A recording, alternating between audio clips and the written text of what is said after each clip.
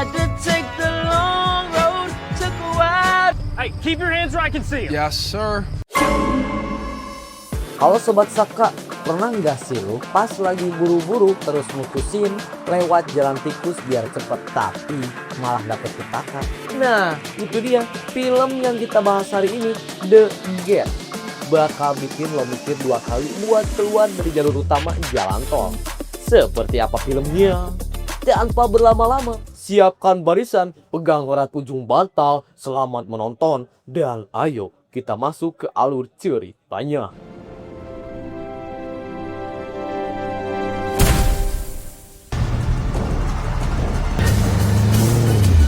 Kisah akan berfokus pada tiga pemuda yang berencana pergi ke sebuah pesta di mana mereka menemui kemacetan lalu lintas yang sangat panjang. Sehingga tidak ada pilihan lain, mereka pun terpaksa mengambil jalan alternatif sesuai yang tertera di mbak Google Maps.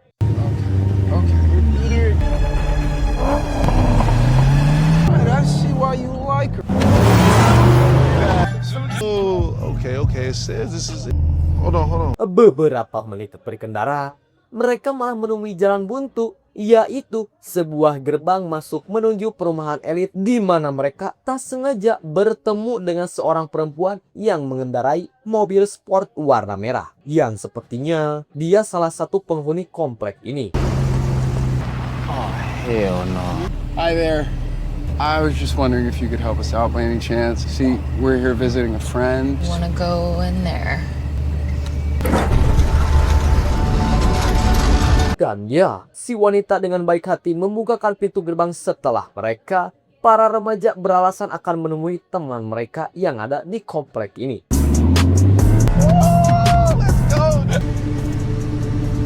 Oh no, bro. Go left. Setelah beberapa saat berkeliling, mereka pun menemukan gerbang keluar yang masih terkunci, sehingga mau tidak mau, mereka harus minta tolong warga sekitar untuk membukakan gerbang tersebut. Akan tetapi, dari beberapa warga yang mereka temui, tidak ada satupun yang mau membantu mereka. Bahkan bersikap acuh tak acuh sampai ketika mereka melihat mobil merah milik wanita tadi.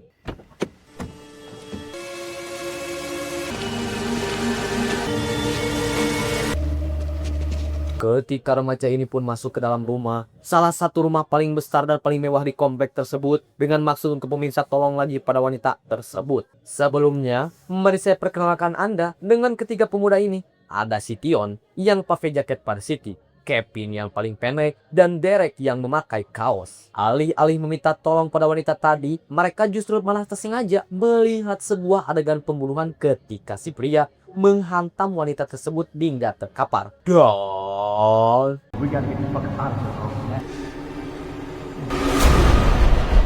Shit. Get a car! No, just go! No, this way. Oh shit. setelah ketahuan dan nyaris ditembak, Derek dan kawan-kawan pun berhasil lolos dari kejaran pria tersebut. Sempat mencoba menghubungi pihak kepolisian. Seperti biasa, sinyal tiba-tiba saja buruk dan justru... Shit! Okay, good. I'm calling the homies, man. The homies? What the homies you gonna call? Hello, sir. I told him. Just come on.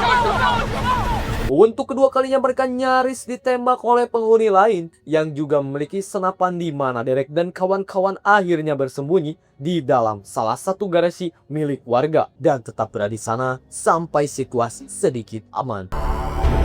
Kembali ke si pria yang diketahui bernama Jacob, ia tampak kebingungan dengan jasad si wanita yang entah apa hubungan di antara mereka berdua. Karena Derek dan kawan-kawan sudah terlanjur jadi saksi mata, Jacob pun langsung pergi keluar untuk mencari mereka semua.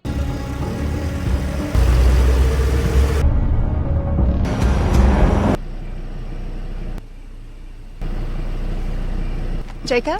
Tepat di seberang garasi tempat Derek dan kawan-kawan bersembunyi, Jacob malah bertemu dengan salah satu tetangga yang memberitahu tentang adanya laporan terkait 3 remaja yang masuk ke lingkungan mereka dan hanya ingin memperingatkan Jacob agar selalu tetap waspada. Good night, Jacob. Good night.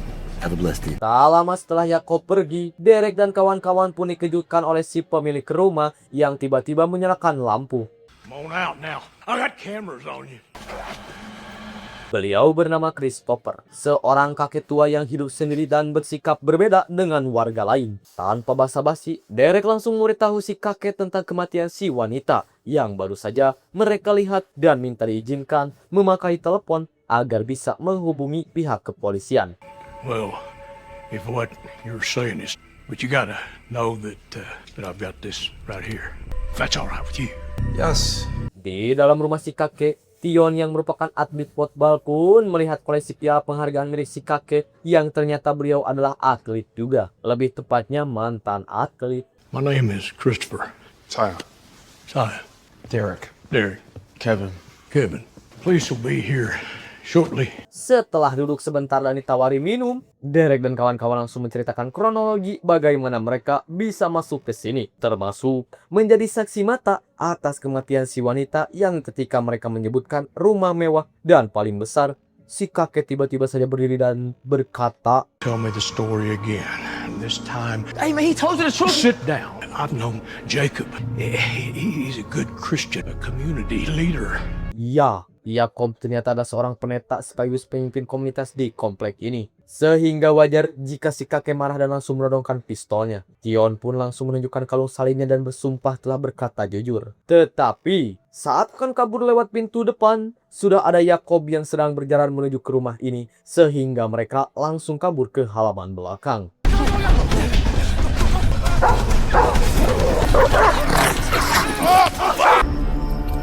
Yeah, Jacob, come on in.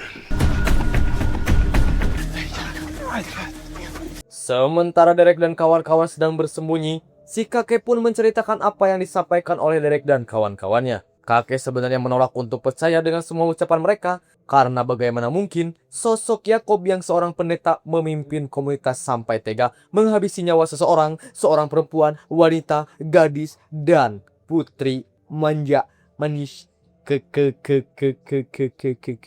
Namun dari raut wajahnya, kakek nampak menaruh sedikit rasa curiga dan sudah menghubungi petugas polisi setempat untuk datang ke tempat ini. Tak berselang lama, muncullah Bobby yang merupakan polisi muda setempat yang memang sudah kenal dekat dengan Yakob. Di hadapan Bobby dan si kakek, Yakob memanfaatkan profesinya sebagai pendeta untuk memanipulasi cerita. Seolah-olah mereka, Derek dan dua kawannya adalah pemuda tersesat yang butuh siraman rohani. Your enemy is hungry, give him food. When he is thirsty, give him water. Sehingga Yakob punya alasan untuk meminta Bobby agar menyerahkan mereka bertiga langsung kepadanya. Saat Yakob dan Bobby sudah berangkat melakukan pencarian, itulah si kakek terlihat mengikuti anjing peliharaannya ke halaman belakang dan menemukan kalung salib milik Tion yang tersengaja terjatuh tadi. Pada kalung tersebut tertera nama asli Tion yang membuat si kakek cukup terkejut karena ternyata Tion sudah berkata jujur tentang nama aslinya. Sehingga apa alasan berbohong soal Yakob yang sudah membunuh seorang perempuan. Di saat bersamaan, Bobby dan Yakob terlihat masih melakukan pencarian di mana Yakob berhasil menemukan mobil Derek dan kawan-kawannya. Bahkan, mengambil ponsel milik Tion yang tertinggal di mobil tersebut. Kembali ke Derek dan kawan-kawan yang masih sedang bersembunyi, dan tak sengaja melihat satu rumah yang sedang digelar acara makan malam di mana mereka bertiga akhirnya terlibat sedikit perselisihan ketika Derek ingin mendatangi rumah tersebut dengan maksud meminta tolong. Sementara Tion dan Kevin tidak setuju dengan ide tersebut. Okay, we have to get... It's occurred to you that we actually would not have... Pada akhirnya, Derek pun sendirian mendatangi rumah tersebut dengan maksud untuk meminjam ponsel supaya bisa menghubungi polisi. Namun karena wajah Derek tampak asing dan bukan anggota komunitas komplek ini, ia pun mendapat penolakan dari semua orang. Can I please use your phone? This is an emergency. Sir, please leave. Saat akan pergi, itulah Derek tak sengaja melihat seorang tante-tante yang sama dengannya. Berbeda dengan penghuni lain, tante ini bersikap cukup baik dan langsung mengajaknya masuk ke dalam rumah. Bahkan, memberikannya pakaian baru. Tanpa menceritakan kronologi pembunuhannya, Derek pun mencari tahu dulu tentang sosok Yakob seperti apa. Who's that? That's his wife.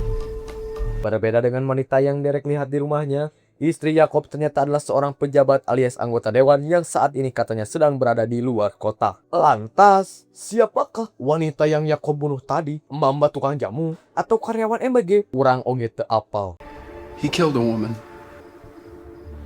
Meski Derek sadar betul bahwa tante tidak akan percaya ucapannya, ia tetap menceritakan tentang pembunuhan yang sudah Yakob lakukan. Meski hatinya kecilnya percaya, tante menolak untuk menerima kenyataan tersebut karena dampak yang ditimbulkan akan cukup berpengaruh terhadap komunitas yang sudah mereka bangun selama 10 tahun terakhir ini. Namun sebagai bentuk kepedulian, tante bersedia menelpon polisi dan meminta Derek untuk keluar dari rumahnya. There's a young man here I think you should speak to. African-American male? Yes, that's him. Beberapa menit menunggu, muncullah Bobby yang sedang melakukan pencarian dan berhasil menemukan Derek yang sedang duduk di pinggir jalan. Sehingga Bobby langsung meminta Derek masuk ke dalam mobil untuk diserahkan kepada pendeta Yakob. Why don't you hop in?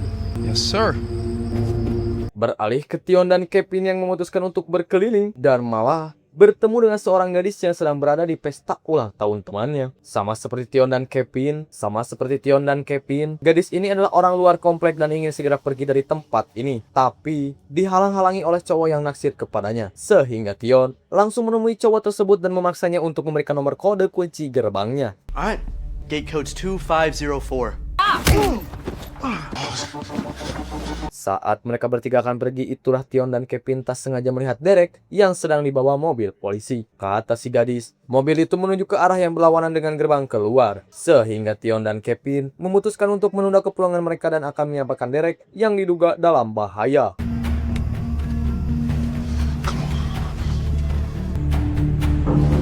Setibanya di rumah Yakob, Bobby langsung menyerahkan Derek sesuai permintaan Yakob sebelumnya. Namun, sesuai prosedur dan tuduhan yang sudah Derek lontarkan, Bobby minta izin untuk menggeledah rumah ini demi menunaikan kewajibannya sebagai penegak hukum.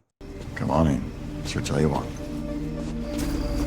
Sesampainya dalam rumah, Derek langsung menunjukkan tempat di mana Yakob membunuh wanita tersebut. Namun yang aneh adalah jasad si wanita sudah menghilang, begitu pula dengan bekas darah dan barang bukti lainnya. Curiga dengan Yakob yang sudah memindahkan jasadnya ke tempat lain, Derek pun meminta Bobby untuk menggeledah semua sudut ruang di rumah ini.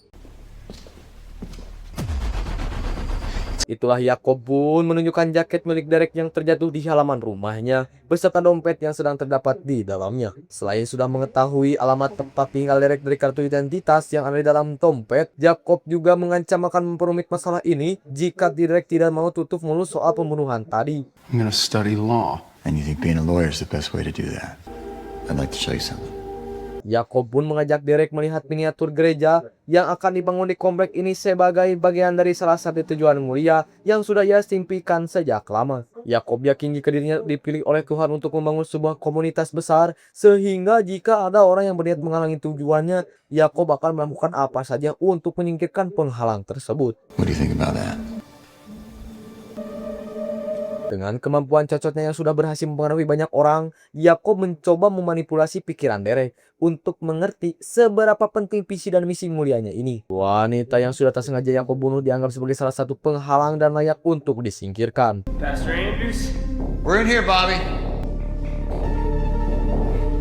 Selesai memeriksa semua ruangan, Pak polisi pun diminta untuk keluar mencari dua teman Derek lainnya. Tapi tak lama, muncullah si kakek membawa kalung salib milik Tion. Dan penasaran kenapa mereka berkata jujur tentang nama asli mereka masing-masing. Karena si kakek dikenal sering minum alkohol, Yakob pun berkata bahwa si kakek mungkin terlalu banyak minum dan sedang salah paham tentang ketiga remaja tersebut. How much more have you had to drink tonight?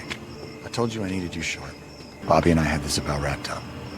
Saat keluar dari rumah, mereka melihat mobil warna merah milik si wanita yang masih terparkir tepat di depan rumah Yakob. Derek langsung memberitahu Pak polisi tentang mobil tersebut. Sementara Yakob beralasan bahwa ia tidak tahu itu mobil milik siapa. Masih dengan kebohongannya, Yakob pun pura-pura memeriksa mobil itu dan menemukan remote kunci pembuka gerbangnya. Sehingga ketika gerbangnya sudah terbuka, Kevin yang melihat kesempatan kabur pun langsung menginjak gas dan pergi meninggalkan komplek tersebut. No, wait, Kev, come on. Melihat hal itu, Pak polisi pun langsung pergi mengejar dengan membawa serta Derek bersamanya. No, bro, lay ahead!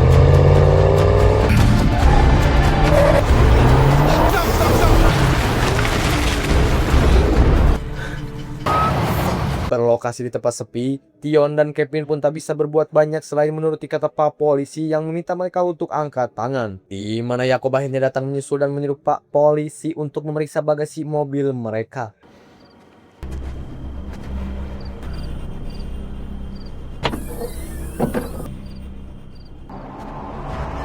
Get down on the ground! I'm doing now! Dan ya, Jasad wanita itu ternyata ada di dalam bagasi mobil Derek dan kawan-kawannya yang sudah pasti itu adalah perbuatan si Jacob yang memang sudah merencanakannya. Namun ketika polisi masih sedang memeriksa jasad si wanita, ia mendapati nadinya masih berdetak, yang artinya Cancel that, okay? Sponson requesting backup and urgent on North Farm Road 106. mendengar polisi meminta bantuan medis, Jacob langsung getar-getir karena jika si wanita masih hidup, otomatis ia akan langsung membuat pengakuan sehingga Jacob pun menembak polisi dari belakang dan berniat membantai Derek dan kawan-kawannya sudah terlanjur jadi pesaksi mata.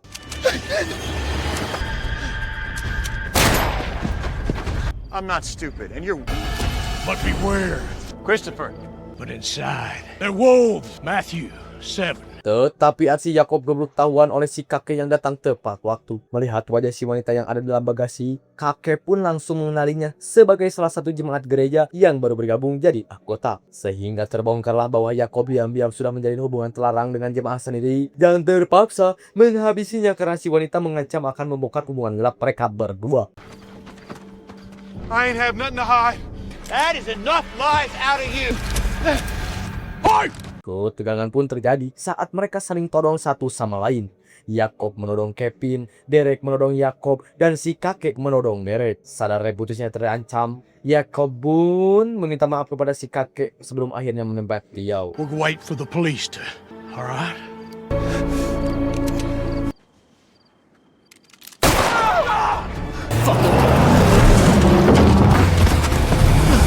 Sempat ditabrak sampai kelempar, Jacob ternyata masih hidup dan langsung melarikan diri. Melihat si kakek sudah defeat, Derek dan kawan-kawan pun langsung pergi meninggalkan lokasi untuk mengantarkan si wanita ke rumah sakit.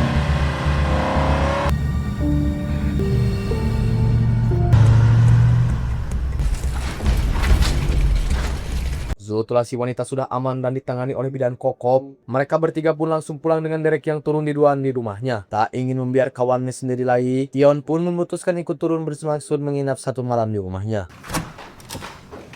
Mom. There he is.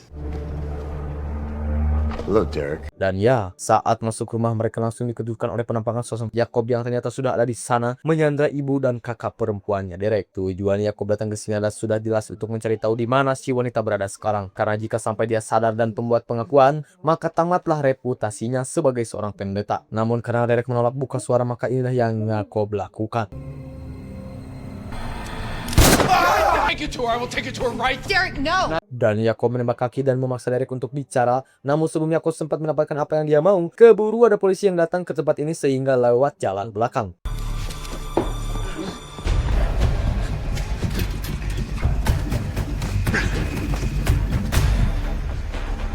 Jacob pun berlari menuju ke arah mobilnya di parkir. Hands where I can see them. I'm a pastor. Nah. Ya, sudah ada polisi yang berjaga di sana termasuk Kevin yang mengenali mobil Jacob dan langsung memanggil polisi agar datang tempat ini. Sadar posisinya tidak menguntungkan, Jacob lagi-lagi memanfaatkan kemampuan cocotnya untuk mempengaruhi pikiran polisi dengan menyampaikan beberapa ayat dari Alkitab yang intinya dilarang menembak seorang pendeta dari belakang. Namun saat Jacob akan kabur, sudah ada polisi lain yang sedang menyusul. Get down on the ground! God! Sehingga Jacob akhirnya maut di tempat setelah sempat mencoba menembak Kevin, di mana mimpi buruk ini akhirnya berakhir dan mereka bertiga bisa kembali ke kehidupan normal mereka lagi. Gimana menurut kalian, dak? Masih berani lewat jalan tikus kalau malam-malam? Tulis pendapat kalian di kolom komentar ya. Lewat jalan tikus malam-malam kalau ketemu hantu masih untung, tapi kalau ketemu begal, wah itu nyawa taruhan. Makanya kalau macet dinikmatin aja sambil dengerin musik ya. Walaupun kesal, walaupun panas, walaupun gamut, daripada nyasar ke kompleks sekte radikal, jangan lupa like dan subscribe Saka Production. Gue pamit, tetap di jalur utama dan sampai ketemu di alur film gila lainnya. Bye bye.